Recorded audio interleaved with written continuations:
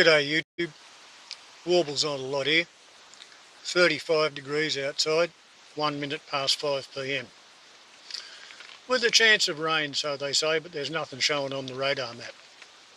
So, I might leave the swamp wallaby here, although the kangaroo tribe have started to show up.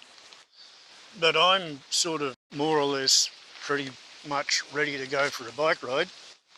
And as you've seen in the title, Chrissy got a new toy. Look at that. Electric motorcycle with wind turbine.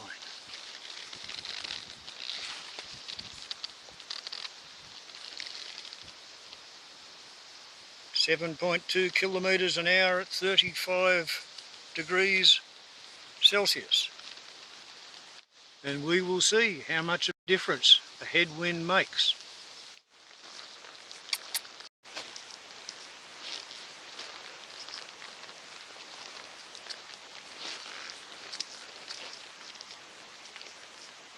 There we go. We'll make a bit of an offering to the spectators, and hopefully nothing will fall off. And the one piece resurrected, refashioned road sign mounting bracket will suffice.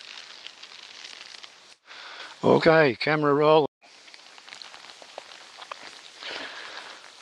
First interesting discovery is that I can't use this thing and wear sunglasses because I can't read the bloody screen on that with the sunglasses. I'm hoping that that's showing up in the camera, but I don't know. So,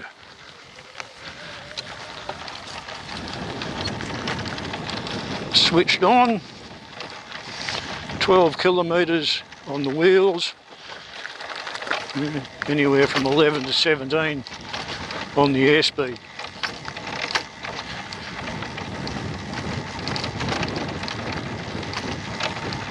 Because it strikes me, there we go, 12, 13 kilometres road speed, 16 kilometres, 20 for 15. Airspeed of 20, road speed of 15. I have the theory that because this thing cruises somewhere between 40 and 75 kilometres an hour,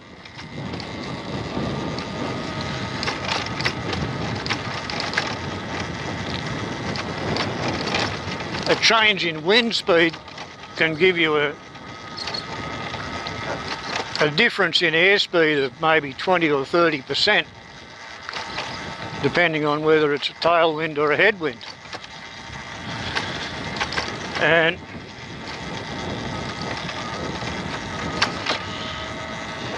it's all happening at a particular speed range where small increases in airspeed give you a really marked increase in drag.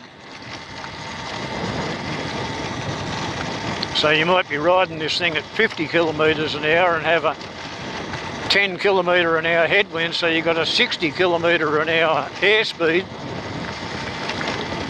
and you got the same amount of drag as if you were riding at 60 k's in still air.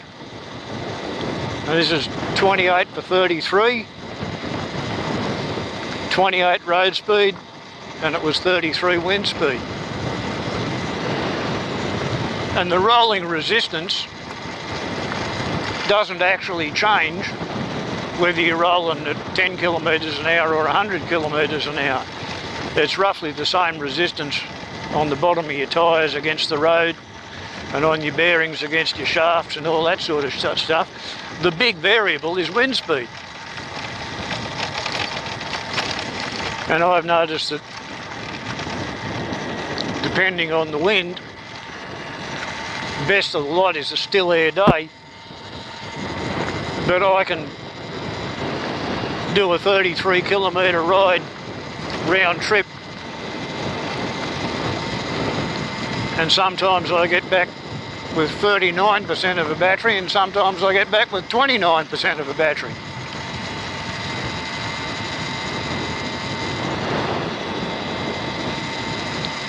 And the big change is wind speed. So I've long had the fantasy of putting this very fancy wind speed meter on the bike, ever since my son gave it to me for Christmas. And today I indulged myself in a couple of hours of sheet metal work.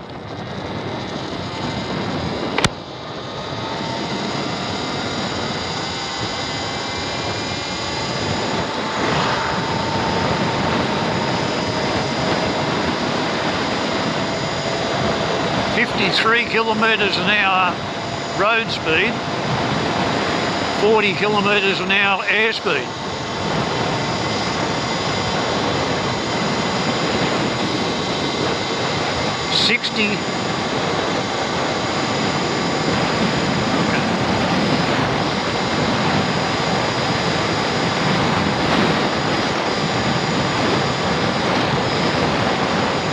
There's a 20 kilometre an hour airspeed difference from the road speed, and it's all in my favour.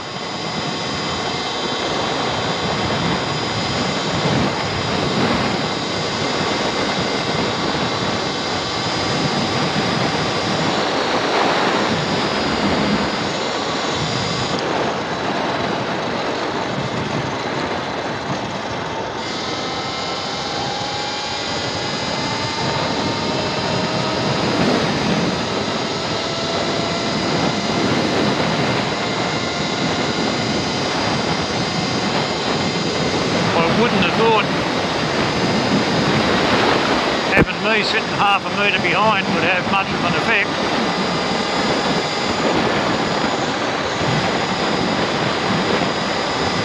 So I guess I've got a tailwind of nearly 20 kilometres an hour. We'll soon see when I get on the highway and turn right.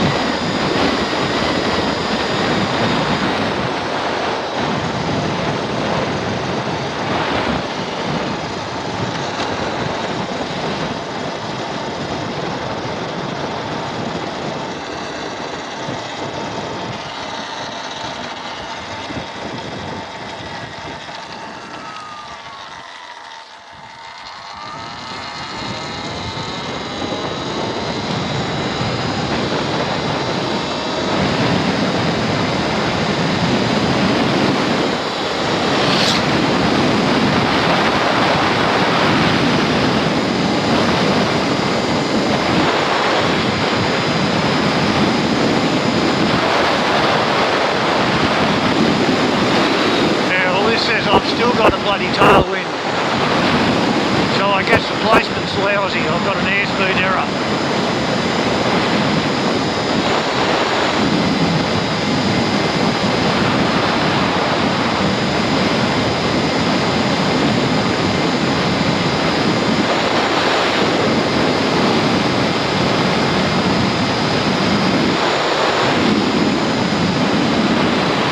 Not an idea worth worrying about.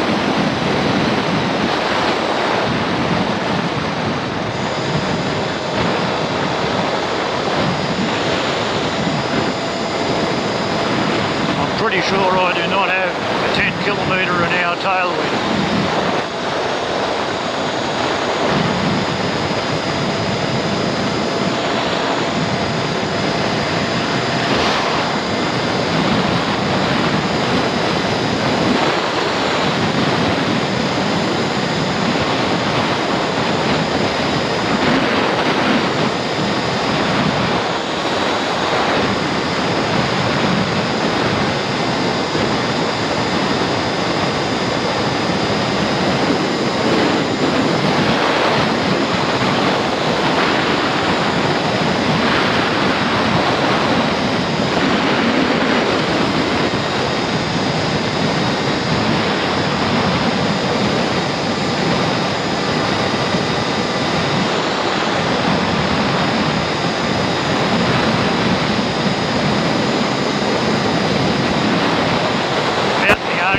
can imagine that might help is change the angle of the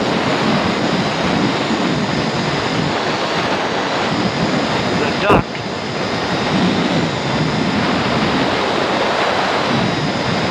Give it a nose down setting and see if that helps. So I'm going to have to pull off the side of the road and make an adjustment or three.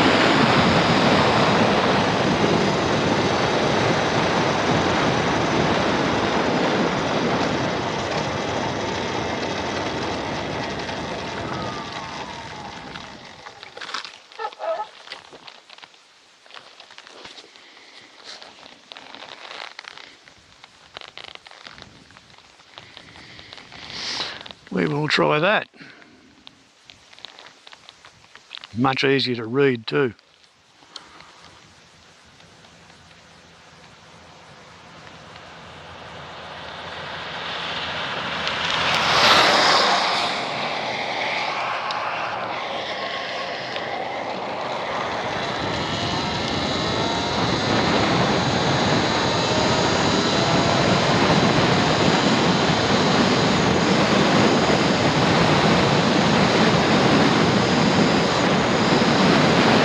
Still not accurate.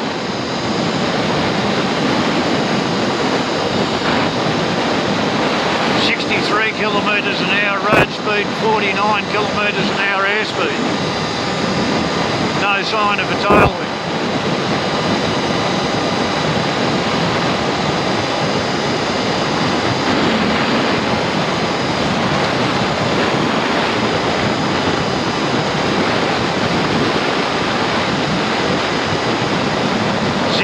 Kilometres an hour road speed, 50.4 kilometres an hour airspeed.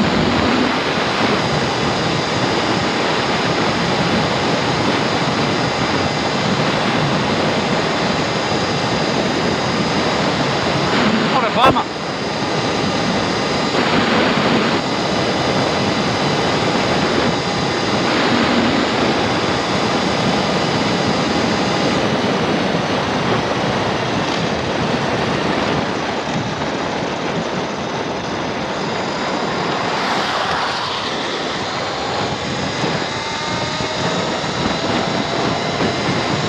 I guess I'll have to transform this into a Trumpocalypse Chronicle video.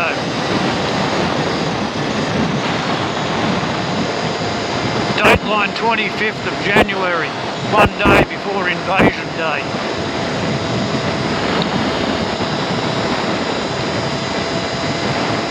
And, well, let's see, I'm pretty sure Trumpy had already played capture the flag in Venezuela. Just before the last Trumpocalypse Chronicle. Hello, out of battery on that thing.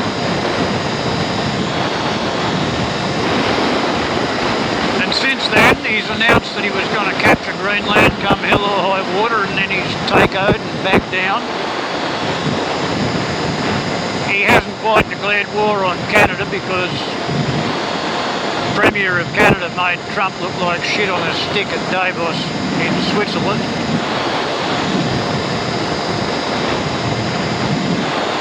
And his big move seems to be to try and convince the American population nationally that they have to knuckle down and do as they're told, because ICE and the Customs and Border Patrol are being sent into places which voted Democrat, regardless of whether they've got lots of illegal immigrants or not. All the illegal immigrants tend to be in the Republican states like Florida and Texas. And yeah, so far ICE has shot and killed a 37-year-old mother of 3, and Customs and Border Patrol just put 10 rounds into a 37-year-old intensive care nurse.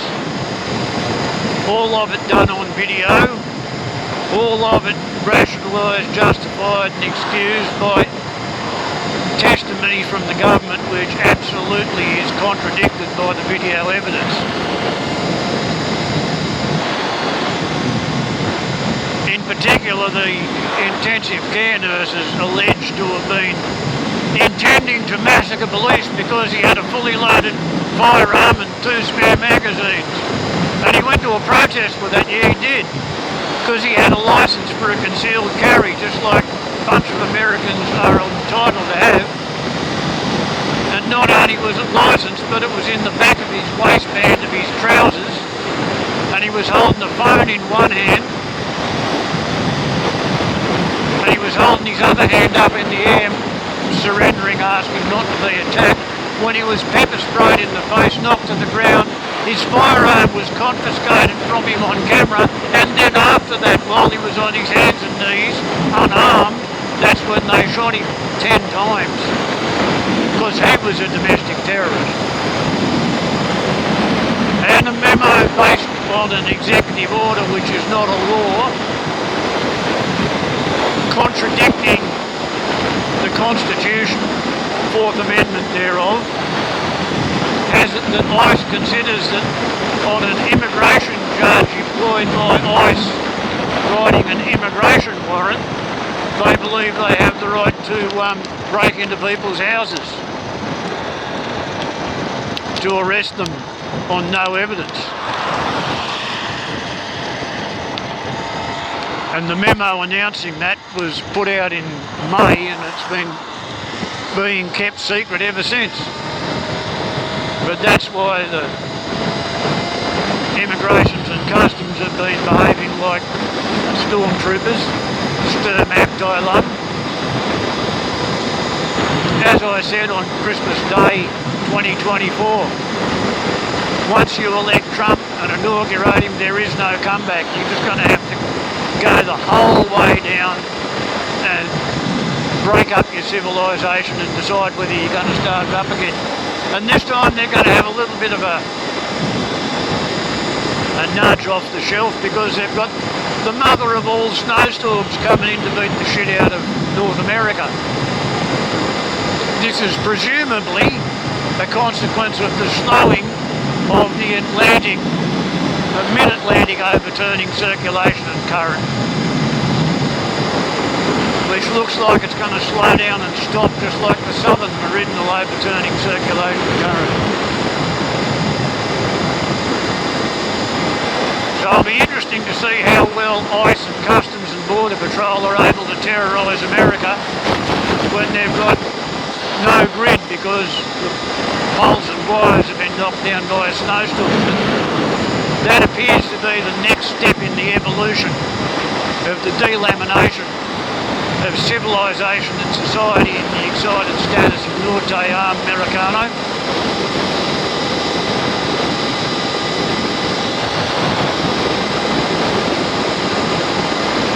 And I'm not entirely certain whether the Greenland fantasy was Trump's fantasy or whether it was Stephen Miller's fantasy. But it seemed the further Trump got away from Stephen Miller telling him what to think, the more in connection with reality Trump became. While he was in America, he was going to have Greenland no matter what. He got to Switzerland and had to talk to some of the people over there after making a fool of himself in his speech. And then all of a sudden he didn't need to conquer Greenland because, you know, he had an agreement with an infinite length. I suspect somebody said to him, "We are never going to change our mind. Not to the end of time, Donald. You're never going to have Greenland. Piss off and go home."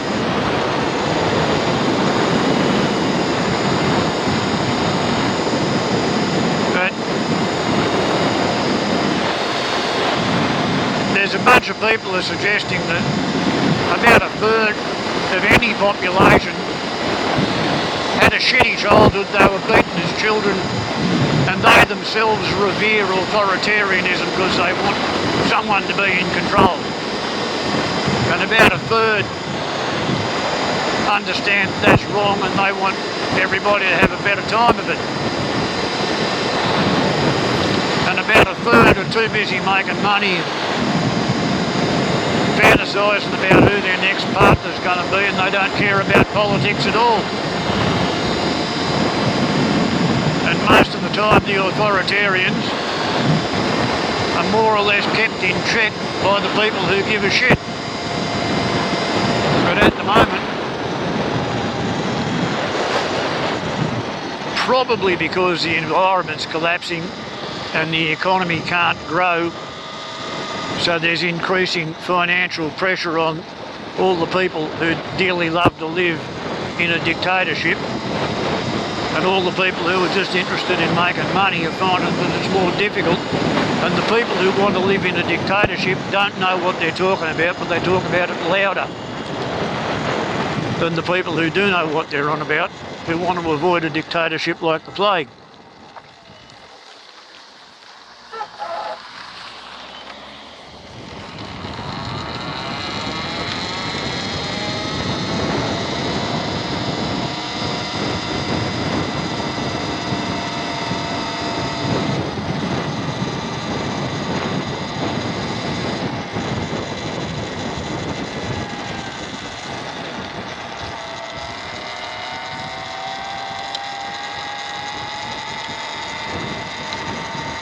But I don't see the United States being united by the 4th of July. Tim Walz has called the National Guard out to protect the citizenry and the police against ICE and Customs and Border Patrol. I think Trumpy will then respond in kind by putting the army in there. They've got their Arctic Brigade in Alaska getting ready to go, and I think what will happen is this gives the military a reason to consider mutiny.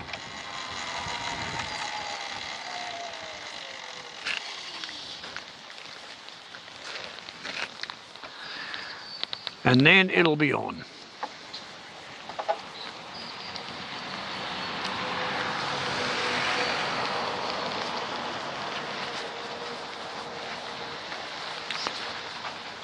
And yeah,